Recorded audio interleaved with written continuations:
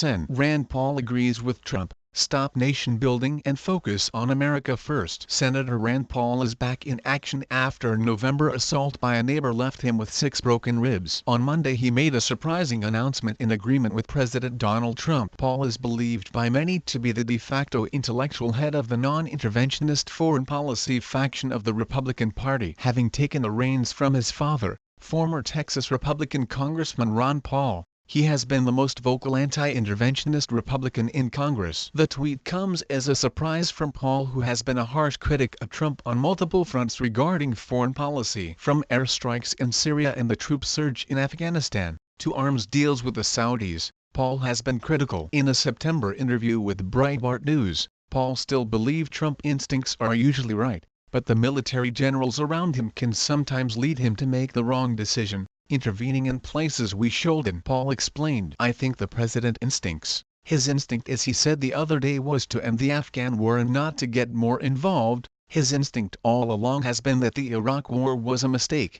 and he said the same thing recently about the Afghan war. I think he still believes that, but I think the problem is he's surrounded by people who talk in his ear that are from the military, who all think it is a military solution. I just think that a war for the country of Afghanistan is not winnable because Afghanistan is not really a country. It's a bunch of different tribes and they don't really want to be a country. They only a country because the West drew a circle around them and said, Afghanistan, a country.